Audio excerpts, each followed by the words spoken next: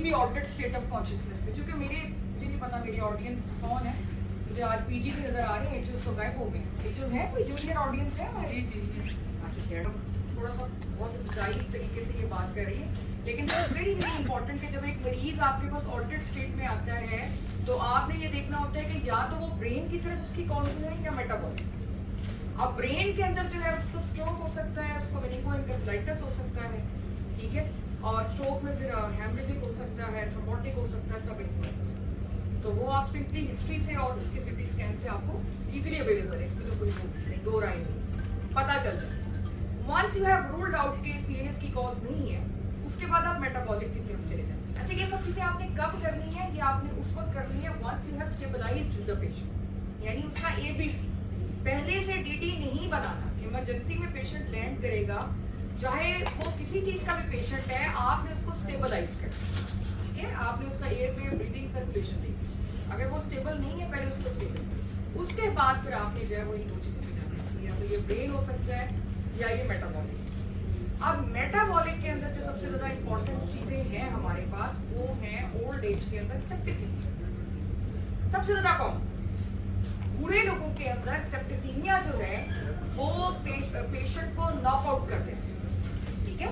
और sometimes septicaemia या sometimes septicaemia इतना शदीद नहीं होता, लेकिन पेशेंट की इंटेक इतनी कम हो जाती है कि वो डिहाइड्रेट हो जाते हैं, थोड़ा सा भी इलेक्ट्रोलाइट इम्बैलेंस हो गया तो बूढ़े लोगों के अंदर जो है वो काफी उनको नॉकआउट कर। तो जरूरी नहीं है कि अगर आपके पास एक मरीज ऑल्टर्ड स्टेट के अंदर आ रहा है तो उसको मेनिंगोएन्केफेलाइटिस या कोई ट्यूमर या कोई स्ट्रोक ही, ऐसा बिल्कुल जरूरी नहीं है। आप उसको रूल आउट जरूर करें, लेकिन आप सेकंड नंबर पे ये चीज रखें, ठीक है। और ये चीज सबसे पहले रखें मेटाबॉलिक के अंदर। उसके बाद फिर बाकी चीजें हैं कि आप पूछ लें उससे कोई लिवर डिजीज तो नहीं है, कोई किडनी डिजीज तो नहीं है। अब सेप्टिसीमिया की बात कर लेते हैं। सेप्टिसीमिया के अंदर सबसे कॉमन चीज हमारे यहाँ जो बूढ़े लोगों में है, इसकी एज क्या थी? 90। That is UTI, urinary tract infection. और एक और चीज जो मैं आपको गाइड करना चाहती हूँ, इट इज नॉट नेसेसरी कि आपका मरीज जो है ना वो आपको ये कहे या हिस्ट्री उसके अटेंडेंट दें कि ये कोई बर्निंग मिक्सचरेशन के साथ या डिसीविया, it is not necessary. He can be bacteremic, he can be pyuric, yet he has no symptoms. So guidelines आपकी ये हैं कि आपने एसिम्प्टोमेटिक बैक्टीरिया को भी ट्रीट करना है, ठीक है, प्रेग्नेंट औरत के अंदर। और जो इम्यूनो कॉम्प्रोमाइज्ड कौन है? जो बूढ़े हैं, यानी एक्सट्रीम्स ऑफ एज के ऊपर, जो बहुत छोटे बच्चे हैं, या जो मिडिल एज के हैं लेकिन उनको कोई साथ कोमॉर्बिड। सो आपने इसका suspicion, index of suspicion you should keep it very very high कि इसको हो सकता है सेप्टिसीमिया। ये जो नॉकआउट हुआ है इसमें मेंटल कॉज हमें ब्रेन की कोई नहीं मिल रही, और सेप्टिसीमिया में भी यूटीआई हो सकता है, चाहे वो कोई इसकी इंडिकेशन दे रहा है कि मुझे बर्निंग डिप्रेशन थी या नहीं। खैर हमारे यहाँ तो ये रवाज है ना कि हम लोग इतना डिटेल में वो नहीं करते ना, हम तो 1 2 3 4 5 6 इन्वेस्टिगेशन ठक ठक ठक ठक। अब इसमें भी हमने कोई कमाल नहीं किया, हमने कोई इंक्वायर नहीं किया, हमने उसकी रूटीन इन्वेस्टिगेशंस दिखी, ठीक है, और स्पेसिफिटी देखा हमने, उसमें हमें कुछ नहीं मिला और कोई फोकल न्यूरोलॉजिकल डेफिसिट भी नहीं था। और उसके बाद हमने देखा कि टीएलसी मतलब रूटीन में टीएलसी ज्यादा आया, यूरिन कंप्लीट हमने करवाया, उसमें पस सेल्स फुल ऑफ पस सेल्स आए, तो हमने कहा कि इसको यूटीआई है, ये सेप्टिसीमिया, ठीक है। तो कल्चर्स ये कह रही हैं कि हमने करवाए, लेकिन यूजुअली ऐसा होता नहीं है। तो मैंने देखा मेरी प्रैक्टिस में कि एंटीबायोटिक जो है वो चाहे स्ट्रोक का भी बनेगा। आपको नींद तो नहीं आ रही है, थोड़ा सा लग रहा है, थोड़े ड्राउजी हुए हुए हैं, सो स्ट्रोक का भी पेशेंट है ना, तो उसको ये फर्ज समझा जाता है। बल्कि मैं काफी यूनिट्स में से गुजर चुकी हूँ, तो मैं सिर्फ एक कहा सदीक साहब की वो कहते हैं कि प्रोफाइलेक्टिक दे दो। So there is no role of prophylactic antibiotic except कि पेशेंट न्यूट्रोपेनिक सेप्सिस, न्यूट्रोपीनिया उसको है, तो फिर आप ये सोचते हैं कि जी इसका न्यूट्रोफिल काउंट चूंकि काफी कम है, लेस देन 0.5 है, तो इसको हम प्रोफाइलेक्टिक एंटीबायोटिक दे सकते हैं। अदरवाइज प्रोफाइलेक्टिक एंटीबायोटिक का कोई रोल नहीं है। If I am wrong please correct मी।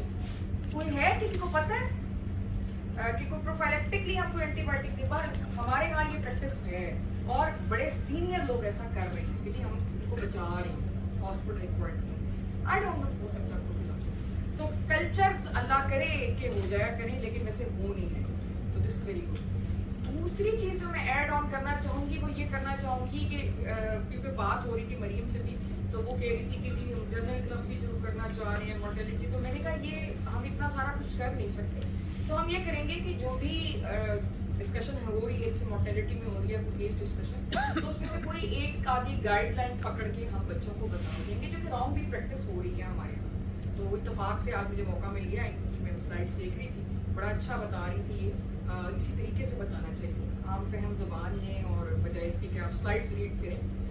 तो उसमें उन्होंने कहा कि जिस स्ट्रोक की वजह से वो पहले से एस्प्रिन ले रहा था, एस्प्रिन और स्टेटिन ले रहा था, तो please I want to correct you people as well as I want to correct myself as well, कि एस्प्रिन नहीं देते स्ट्रोक में लाइफ लॉन्ग, प्लीज, ठीक है।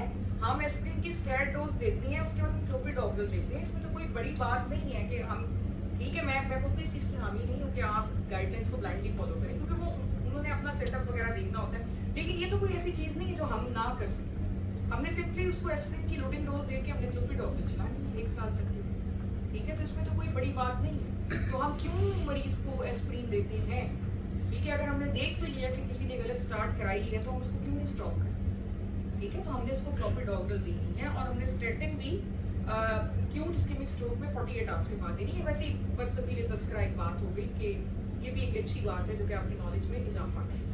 तो जिस तरह अभी तक जो मैंने बात की है उसका फिर मैं एक समरी आपको पेश कर दूं कि जब भी आपके पास एक मरीज आए, स्पेशली जो मेरे हाउस ऑफिसर्स में PGR से, कि मैं ये समझती हूँ कि ज़्यादातर लोग जो है ना मेरी तरह के बिलो एवरेज बच्चे, ठीक है, I am not talking about extraordinary people, my class is not for you.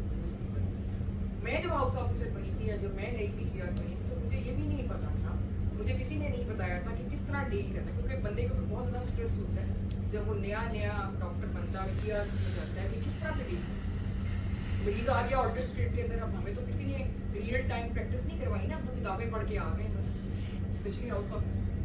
तो ABC पहले आपने इसको देखना है, और उसके बाद ऑर्डर स्टेट को आपने इस तरह से डिवाइड करना है, ब्रेन एंड मेटाबॉलिक। मेटाबॉलिक में आपने सबसे पहले सेप्टिसीमिया, बूढ़े लोगों में सेप्टिसीमिया की सबसे बड़ी वजह UTI है, ठीक है, चाहे वो कंप्लेंट कर रहा है नहीं करना, आपने यूरिन भेजना है, यहाँ तो रिचुअल है लेकिन वैसे भेजना है। और इसके अलावा poor intake, dehydration, electrolyte disturbance, this can be very important, ठीक है। अगर आपके घरों में कोई बुजुर्ग है तो आपको बखूबी इस चीज़ का तजर्बा होगा कि जो बुजुर्ग होते हैं बड़ी जल्दी डिसओरिएंटेड होते हैं, हल्का सा भी बुखार उनको हो जाए तो they get disoriented, doesn't mean कि उनको मेनिंगोएन्केफेलाइटिस हो, ठीक है, तो इतनी जल्दी जंप नहीं करना। फिर बात होती है कि जी अब ऑर्डर स्टेट में बंदा गया, सेप्टिसीमिया था, अब आपने ट्रीटमेंट भी शुरू कर दिया, अब मरीज फिर भी उसकी एक्सपायरी हो गई, ठीक है, उसको एक नई डिजीज शुरू हो गई, स्ट्रोक का मरीज आ रहा है हमारे पास, सबरिक्वेंट हेमरेज का मरीज हमारे पास आ रहा है, लिवर डिजीज का पेशेंट हमारे पास आ रहा है, डेथ किससे हो रही है? रेस्पिरेशन। बल्कि मैंने अपनी एक PGR मुझे नजर नहीं आ रही है, उसको मैंने ये कहा भी था कि आप इस पर क्यों नहीं स्टडी करते, ये एक रेलेवेंट स्टडी है और ये नीड ऑफ द टाइम भी है, बजाय मुझे पता है कि UHS वाले या जो भी CPSP वाले वो कहते हैं कि जी फैंसी स्टडीज हमारे पास लेकर आओ, फलां का कंपैरिजन फलां से करो, फलां का फलां से करो, तो वो तो फिजिबल भी नहीं है, तो वो बच्चों को कुक करनी पड़ती है। लेकिन मुझे जो लगता है, मेरी जो थोड़ी सी महदूद सी नॉलेज है, थोड़ा सा महदूद सा इल्म है, मुझे नहीं खुद भी पता ना हमें किसी ने कभी रिसर्च करवाई, जो भी हमने किया वो खुद ही किया, ठीक है ना, टकराते रहे दीवारों से इधर उधर, और उसके बाद जो भी रास्ता नजर आया खुद ही ढूंढा। तो जो मैंने उससे सेल्फ जो लर्निंग है उससे मैंने ये अंदाजा लगाया कि ये एक बड़ा अच्छा टॉपिक है कि हमारे यहाँ मरीजों को एस्पिरेशन निमोनिया हो रहा है और असल मरीज से वो बंदा नहीं मर रहा, जबकि एस्पिरेशन निमोनिया से मर रहा है। तो हम सिंपली ये देखें कि उसकी क्या फ्रीक्वेंसी है और उसकी क्या कॉज है, हमारे यहाँ क्यों, आखिर इसकी क्या वजह, ठीक है। अब बाबर का भी बड़ा कोई फैंसी सा टॉपिक था, बाबर क्या था?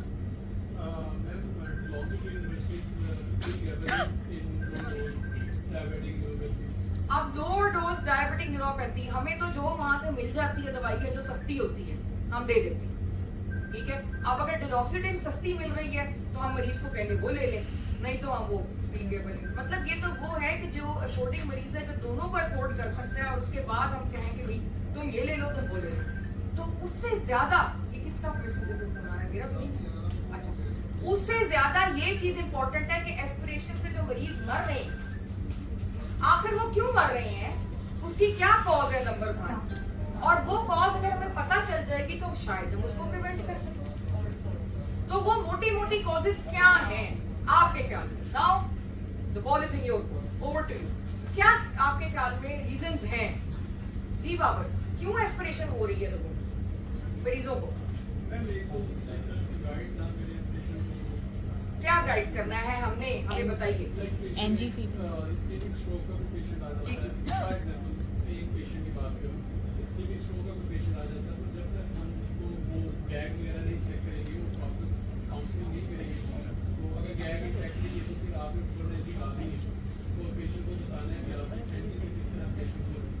अच्छा, ये बड़ी अच्छी इसने बात की है, लेकिन मैं यहाँ पे थोड़ी सी करेक्शन कर दूं कि जो गैग होता है वो it is controlled by 9th and 10th nerve, और 9th 10th नर्व, प्लीज एक और चीज मैं आपकी करेक्ट कर दूं, वही बातों में से निकल रही है। एक तो एस्पिरिन वाली बात मैंने आपको बताई है, दूसरा एक और जो मिसकॉन्सेप्शन हमारे बच्चों में है ना, वो ये कि इंटीरियर सर्कुलेशन स्ट्रोक के आपके पास मरीज पड़े हुए 80%, और उसमें 9th 10th नर्व नहीं जाती। 9th 10th नर्व का न्यूक्लियस होता है पीछे मिडिला में, वो पोस्टीरियर सर्कुलेशन स्ट्रोक होता है। और हमारे बच्चे पीजीआरस भी जब मुझे केस प्रेजेंट करते हैं तो वो कहते हैं कि गैग इज इम्पेयर्ड, हालांकि स्ट्रोक इंटीरियर सर्कुलेशन।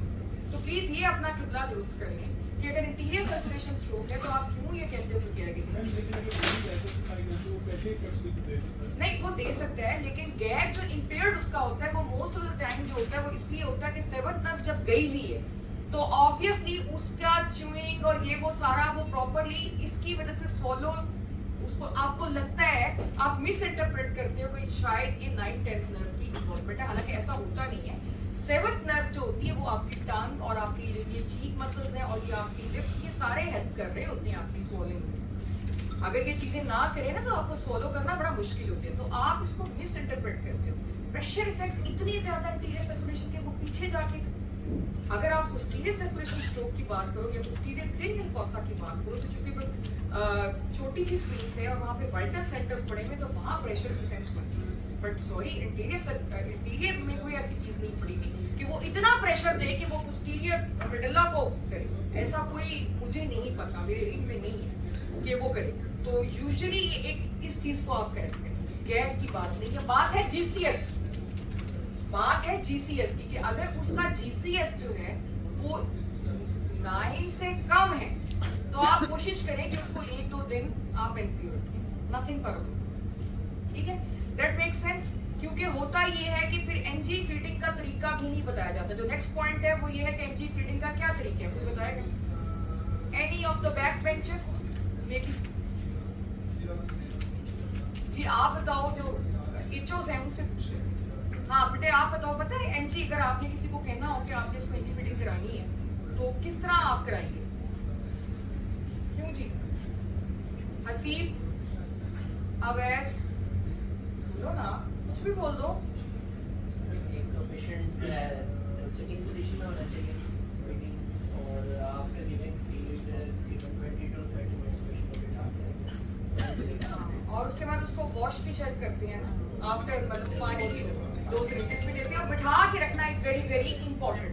तो अगर उसका 9 से या 10 से कम है उसका जो जीसीएस है तो आप एनजी फीडिंग उसको कोशिश करें कि ना करवाएं, 1-2 दिन वेट कर लें ताकि थोड़ा सा उसका जीसीएस इंप्रूव हो जाए, तो उसके बाद उसको फीडिंग जो है वो स्टार्ट करवाई जाए। इसमें गैग नहीं, इसमें कफ रिफ्लेक्स को बेसिकली हम कहते हैं, क्योंकि होता ये है कि अगर पेशेंट का कफ रिफ्लेक्स आ रहा हो, आपको पता है कि अगर आप एनजी फीडिंग नहीं भी करवाते ना मरीज को तो भी आपकी स्टमक की और इंटेस्टाइन की जो सिक्रीशंस हैं they tend to come back. तो अगर एक बंदे के अंदर कफ रिफ्लेक्स मौजूद है, चाहे वो अनकॉन्शियस है, तो वो कफ करके उसको प्रिवेंट कर लेगा। लेकिन जो 10 जीसीएस वाला है या 9 जीसीएस वाला है, शायद उसमें कफ रिफ्लेक्स ना हो, तो वो उसको प्रिवेंट नहीं करेगा, तो वो सिक्रीशंस वापस चली जाएंगी। तो एनपीओ करवाने से भी आपका रिस्क ऑफ एस्पिरेशन कम नहीं होता। तो एनजी भी आपने उसी में डालनी है जिसका कफ रिफ्लेक्स आ रहा हो। अगर उस आप एनजी से कुछ नहीं भी देते ना तो आपकी इंटेस्टाइन की, आपकी स्टमक की secretions they tend to regurgitate back, बल्कि दे वुड रीगर्जिटेट मोर, क्योंकि एनजी आपके लोअर एसोफेजियल स्फिंक्टर को इनकॉम्पिटेंट कर देती है, ठीक है? तो वो जब इनकॉम्पिटेंट हो जाएगा, यानी वो खुला हुआ है हर वक्त, और ऊपर से पेशेंट का कफ रिफ्लेक्स भी नहीं, तो मरीज जो है वो ज्यादा उसके चांसेस हैं एस्पिरेशन में जाने, ठीक है? तो एक तो ये वजह है कि हम पहली वजह क्या बताई थी बाबर ने, हाँ, कि पोस्टीरियर सर्कुलेशन स्ट्रोक अगर है और उसका गैग नहीं आ रहा, फिर तो कोई तुक ही नहीं बनता ना कि आप उसको आप पोस्टीरियर सर्कुलेशन स्ट्रोक सी लो जिसमें 9-10 नर्व आपकी हुई, वो वाले पोस्टीरियर सर्कुलेशन स्ट्रोक्स। और इंटीरियर सर्कुलेशन स्ट्रोक्स या वो कोई भी कंडीशन, चाहे वो मेटाबॉलिक है, ब्रेन से रिलेटेड नहीं है, जिसने जीसीएस उसका 10 से नीचे ड्रॉप किया हुआ है और उसका कफ रिफ्लेक्स नहीं आ रहा, तो उसमें आपने एनजी के एक तो प्रॉपर प्रिकॉशन लेके डालनी है, और डालने के बाद जो है डालना उसी वक्त है जब कफ रिफ्लेक्स आ रहा हो, और अगर कफ रिफ्लेक्स आ भी रहा है तो भी आपने उसको इंस्ट्रक्ट करना है कि बिठा के आपने जो है उसको ट्रीट कराना है, तकरीबन आधा घंटा बिठाए रखना, ठीक है। और कुछ आप बताएं क्या और रीजन होती है एस्पिरेशन? एक्सक्यूज मी मैम, जैसे इंटीरियर सर्कुलेशन में अगर पेशेंट नहीं ले पा रहा ओरली और उसका 9-10 होता है, उस पर हम कोई कमिट नहीं कर सकते, तो फेशियल नर्व पैल्सी है, तो हमें उसको क्या होता है बताना चाहिए कि इसका गैग है, नहीं है, इम्पेयर्ड है, क्या किस तरह हम बताएंगे? नहीं, देखिए जो आपकी रैशनैले कहती है ना फिट इंटीरियर सर्कुलेशन स्ट्रोक के सारी फीचर्स जो है वो इंटीरियर सर्कुलेशन में फिट इन हो रही हैं, तो कौन सा ऐसा लीजन है जो कि 9-10 को भी इन्वॉल्व कर दे, उधर से 7th को भी इन्वॉल्व कर दे? No such lesion, explain it ना। मतलब फिर वो मल्टीपल स्क्लेरोसिस है क्या उसको, कि उधर से उसने 7th को इन्वॉल्व किया, आई मीन इंटरनल कैप्सूल के लेवल पे या बेसल गैंग्लिया के लेवल के ऊपर, और उधर से उसने उसको इन्वॉल्व कर लिया, तो ये एक्सप्लेन नहीं ना हो रहे, तो उसमें आप यही कहेंगे कि because of GCS we cannot comment, but most likely it is because of decreased conscious level कि patient is unable to swallow. I cannot comment on it. लेकिन अगर आप ये बॉन्गी मारेंगे कि स्ट्रोक तो उसको इंटीरियर सर्कुलेशन है बट उसका गैग रिफ्लेक्स इम्पेयर्ड है, तो वो एग्जामिनर मेरी तरह का जो होगा तो वो यही कहेगा कि फिर या तो मुझे एक्सप्लेन कर दो इसको एनाटॉमिकली कि कैसे आप इसको एक्सप्लेन कर सकते हो, तो या फिर ये ना दो, आप एक्सप्लेन कर दो ना मुझे कि मतलब interior posterior mix how which area, वो तो कोई एरिया नहीं बनता ना, तो इसलिए ये उसका जीसीएस है जो कि उसको प्रिवेंट करता है, या उस पर कमेंट नहीं। आप देखो ना, आप गैग रिफ्लेक्स किस में एलिसिट करो, जो ओबे करेगा आपकी कमांड्स को, यानी मुझसे कह रहे हो कि आ करेगी, या ये तो आप प्रोहिबिटेड है ना, तो मतलब it is not now no more recommended कि आप उसको टच करें, या आप अभी भी ऐसे ही कर रहे हैं पत्थर के ज़माने की प्रैक्टिस, आप आ टेस्ट करवाते हैं, आप गैग रिफ्लेक्स कौन करते हैं? इट्स अ वेरी अनकंफर्टेबल, नहीं कभी खुद आपके हुए ऐसे एकदम से वो बड़ी गंदी फीलिंग्स होती है, you have to keep your patient comfortable, वो तो कोई भी नहीं कराता। आप 9-10 को देखने के लिए क्या चेक करते हैं, आप उसे कहते हैं आ करें, अब उसका जीसीएस ही नहीं तो हाउ कैन यू काउंट, ठीक है। सो और क्या रीजंस है जी, हमने देखा कि पोस्टीरियर सर्कुलेशन स्ट्रोक जिसमें 9-10 चली गई, हमने देखा कि जीसीएस उसका बड़ा काम है ड्यू टू एनी रीजन, हमने देखा एनजी की प्रॉपर इंस्ट्रक्शंस होती ही नहीं। अब ये किसका काम है, कौन करे? नर्सेस कहती हैं डॉक्टर्स करें, डॉक्टर्स कहती हैं नर्सेस करें, बताएं इसका क्या हल निकालें? दोनों।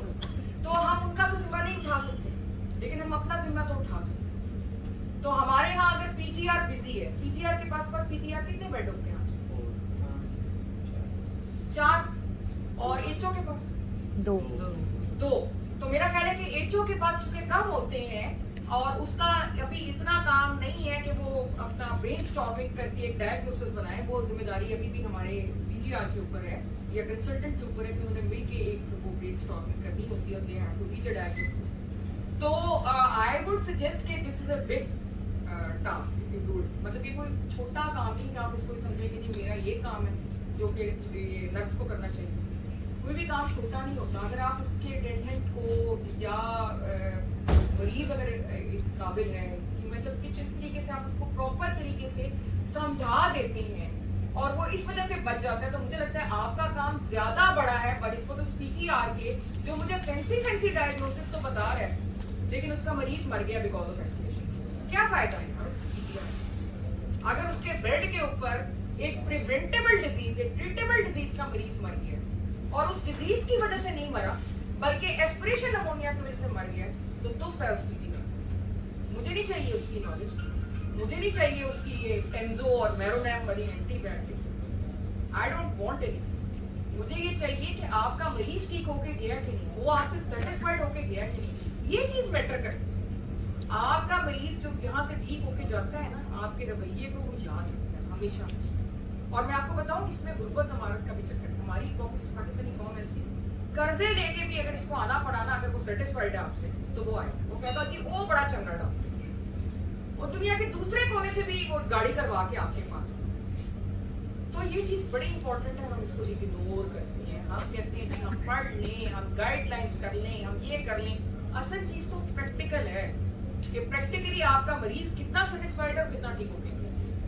So let's make it a rule कि जो भी एस्पिरेशन निमोनिया का पेशेंट अब के बाद मरता है, या जिस बेड पे भी एस्पिरेशन निमोनिया का मरीज एस्पिरेशन के अंदर जाता है, मैं उसके एचओ से सवाल करूंगी कि क्या तुमने बताया था इसके अटेंडेंट को या नहीं। तो एचओ क्या कहेगा? एचओ कहेगा मैंने तो बताया था, अटेंडेंट ही चेंज हो ठीक हो गया ना। तो फिर उसका क्या हल निकाला? क्योंकि देखो it's a two way medium ना, इसमें सिर्फ मैं ही तो हल नहीं पेश कर रही, हम हियर टू फैसिलिटेट। जी, जिनकी मोर्टेलिटी मीटिंग थी वो जरा डिस्कस करें, क्या किया जाए इस सिलसिले में, कोई हल पेश करें। बस नए अटेंडेंट को भी एक्सप्लेन करें, और तो कुछ नहीं हो सकता क्योंकि अटेंडेंट तो चेंज करने ही करने हैं उन्होंने। उसमें ये तरीका हो सकता है वैसे, और कोई और सजेशन नहीं बोलेगा। मैम मेरा ख्याल है पहले अटेंडेंट को ये कन्वे किया जाए कि आपने जो अगले को बताना है, ये instruction. This was the idea which was coming in my mind. और कोई अच्छी स्मार्ट सजेशन टीच लिख बैक के लगा दिया जाए, इट कैन बी डन। असूलन इस मोर्टेलिटी मीटिंग में sisters, SRs, everybody should be here. सिर्फ मुझे एक बच्चा नजर आ रहा है आसिफ। हालांकि ये बेसिकली हम सब की लर्निंग है, मतलब उसमें पीजीआरस नहीं है। अगर हम लिख के लगा लें ये कि आपने नाक से, तो मतलब काफी सारे मरीज हैं जो फांदा हैं, तो जो फांदा है कम से कम वो तो उससे फायदा उठा लेंगे। एक बड़ा सा ये जो आते रहते हैं मेडिकल रैप्स हमारे पास, तो उसमें अगर हम प्रॉपर एंटी फीडिंग निकाल के प्रॉपर गाइडलाइन जो इंटरनेशनली है उसको उर्दू में या तस्वीरों के जरिए लिख के लगा दें, तो इस बारे में आपका क्या ख्याल है, कितना कुछ फीजिबल है? आसिफ, एंटी फिटिंग के बारे में बहुत ज़्यादा इसको समझाना चाहिए पेशेंट्स के पेशेंट को, डॉक्टर्स को। वही तो मैं कह रही हूँ कि अगर हम एक मैं समझता हूँ इसके ब्रोशर्स बना के, ब्रोशर भी, और अगर एक फ्लेक्स हम लगा दें रिटर्न फॉर्म, तो कौन इसकी जिम्मेदारी हर उठाएगा? चीज़ को जो है ना, मैं भी लास्ट 3-4 राउंड की असल डिजीज से ज़्यादा एस्पिरेशन से लोग मर रहे हैं। शुड थिंक अबाउट सही है। तो एग्जैक्टली। तो इसको बना के लिख के। किसी के जिम्मा में लगाते हैं और उसको डिस्प्ले करते हैं और उसकी गाइडेंस सबको एक दफ़ा एक दूसरे को गाइड करते हैं। तो कौन बच्चा है जो कि ये करेगा? एचओस की क्या ड्यूटी रोस्टर होता है? Can they do it? कोई फ्री डे किसी एचओ का हो, उससे फायदा ये होगा कि जब आप ये गाइडलाइंस निकालेंगे ना, तो आपको ये याद रह जाएगा, और उसके बाद फिर हम इसको किसी सीनियर के हवाले करेंगे, वो फिर मेडिकल रैप से इसको फ्लेक्स इसका बनवा देंगे। तो कौन वॉलंटियर करेगा? कितने खामोश हैं, बाबर, अवैस, हसीब, है ना? इनसे स्टडीज करवा लो, फैंसी और मुश्किल दवाई नहीं तुमने बताई, डिलॉक्सिडिन और प्रिकैबलिन का तो सबको पता है, तो मुश्किल से लेकर आनी थी, इंप्रेस हो जाता अगला बंदा। जी, एनी वॉलंटियर? हद नहीं होगी वैसे। अब फिर मैं जबरदस्ती लगा दूं, कौन है भी? आसिम तुम बताओ, जरा पीछे मुड़ के देखो, किसको लगाएंगे? आप किसी की भी लगाने पे ना सब वॉलंटियर बैठे। लेकिन मुझे तो ये तीन ही पता है, ये बाबर पता है, और एक ये पता है, और एक वो पता है। जी, तीन नाम मुझे पता है, बाकी अनम तो परेशान हाल भटक है। तो इसकी ड्यूटी लगाए, आपकी लगाए, उर्दू की आपने राइटिंग बड़ा किसकी अच्छा अच्छी है? सजेस्ट। आपने सिर्फ गाइडलाइंस निकालनी है, और ब्रीफ गाइडलाइंस उसको निकालनी है, उसको रिटर्न जो है और तस्वीरों की शक्ल में हम जो है ना वो छपने की। ठीक है, कब तक करते हैं? आज ही चलो, तो गाइडलाइन जबरदस्त तो हो गया। वैसे आपका ही नाम मिल से है? नहीं, असमार। अस्मार। अच्छा, इसमें और उसमें मैं कंफ्यूज, आपका क्या नाम है? हीरा। हिरा में और अस्मार में मैं कंफ्यूज करता हूँ। अस्मार, आपने ये करना है, मैम आप इसको सम अप करते हैं ना, और क्या वजूहात हैं हमारे यहाँ एस्पिरेशन? जी, हमने जो डिस्कस किया है कि जिनका जीसीएस कम है, जबकि 9-10 नर्व गई भी है, जिनका कफ रिफ्लेक्स नहीं आ रहा, उनको हमने एनजीबी नहीं डाला। ठीक है, जिनका कफ रिफ्लेक्स आ रहा है उनको एनजी डालनी है, लेकिन प्रॉपर तरीके से फीड कराना है बिठा के। और इसके अलावा क्या प्रॉब्लम होती है?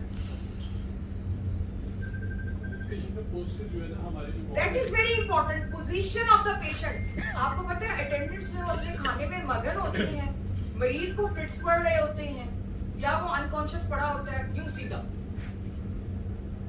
आप अगर उसने वॉमिट कर दिया, आपने नहीं भी कुछ दिया उसको, ठीक है ना, आपने कहा नहीं इसको नहीं एनजी डालनी, इसको एनपीओ रखना है, लेकिन अपनी ही सिक्रीशंस की वॉमिट हो जाती है पास में, तो वो वॉमिट को रीगर्जिटेट वो उसको ले लेगा, वापस ले लेगा।